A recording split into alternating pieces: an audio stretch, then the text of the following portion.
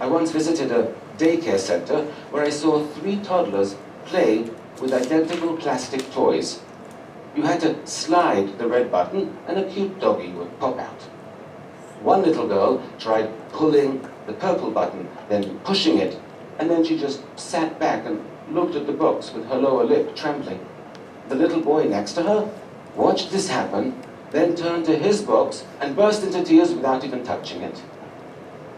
Meanwhile, another little girl tried everything she could think of until she slid the red button, cute doggy popped out, and she squealed with delight. So, 3 toddlers with identical plastic toys, but with very different reactions to failure. The first 2 toddlers were perfectly capable of sliding a red button. The only thing that prevented them from succeeding was their mind, tricked them into believing they could not. Now, adults get tricked this way as well all the time. In fact, we all have a default set of feelings and beliefs that gets triggered whenever we encounter frustrations and setbacks. Are you aware of how your mind reacts to failure? You need to be. Because if your mind tries to convince you you're incapable of something, and you believe it, then like those 2 toddlers, you'll begin to feel helpless, and you'll stop trying too soon, or you won't even try at all. And then you'll be even more convinced you can't succeed. You see, that's why so many people function below their actual potential. Because somewhere along the way, sometimes a single failure convinced them that they couldn't succeed, and they believed it. Once we become convinced of something, it's very difficult to change our mind. I learned that lesson the hard way when I was a teenager with my brother.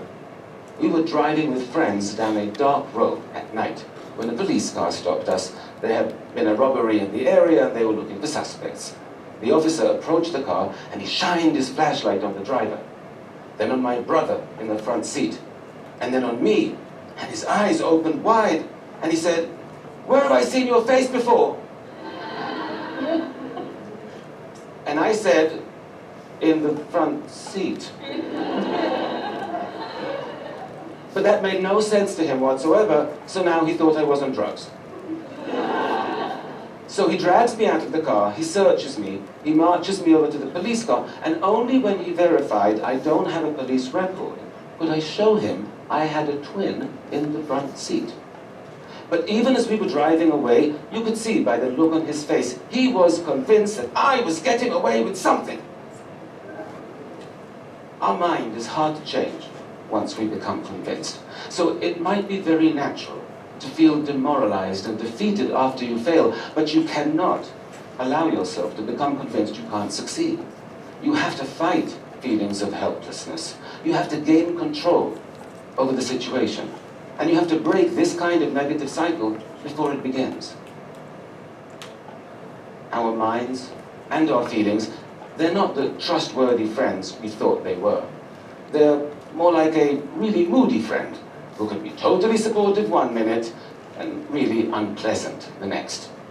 I once worked with this woman who, after 20 years of marriage and an extremely ugly divorce, was finally ready for her first date. She had met this guy online, and he seemed nice, and he seemed successful, and most importantly, he seemed really into her. So she was very excited. She bought a new dress, and they met at an upscale New York City bar for a drink. 10 minutes into the date, the man stands up and says, "I'm not interested," and walks out.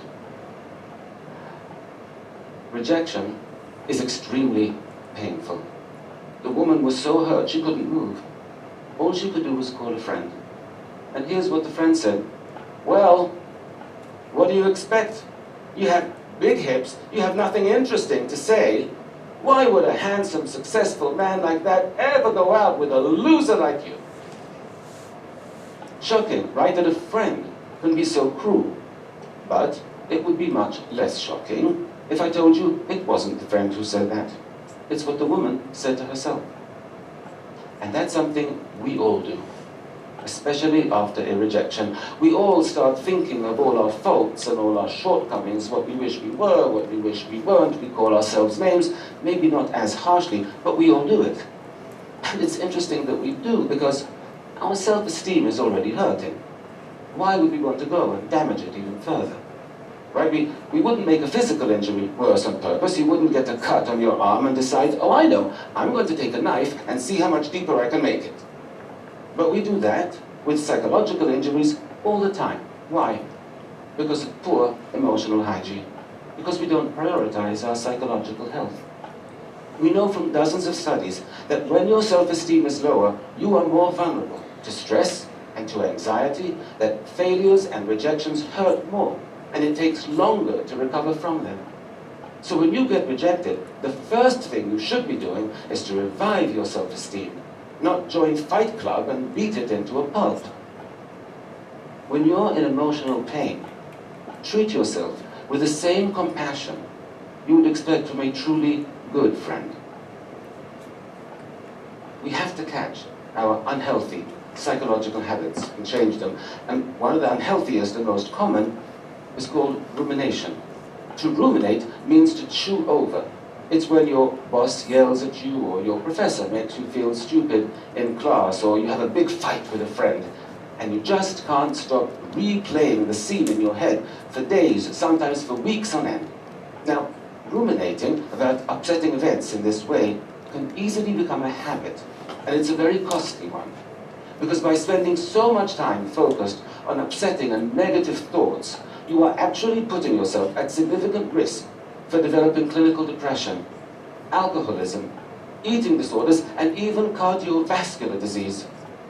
The problem is, the urge to ruminate can feel really strong and really important, so it's a difficult habit to stop. I know this for a fact, because a little over a year ago, I developed the habit myself. You see, my twin brother was diagnosed with stage 3 non-Hodgkin's lymphoma.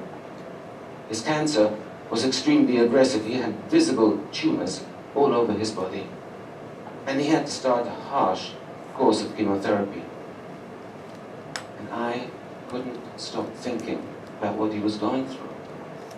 I couldn't stop thinking about how much he was suffering. Even though he never complained, not once. He had this incredibly positive attitude. His psychological health was amazing. I was physically healthy, but psychologically I was a mess. But I knew what to do. Studies tell us that even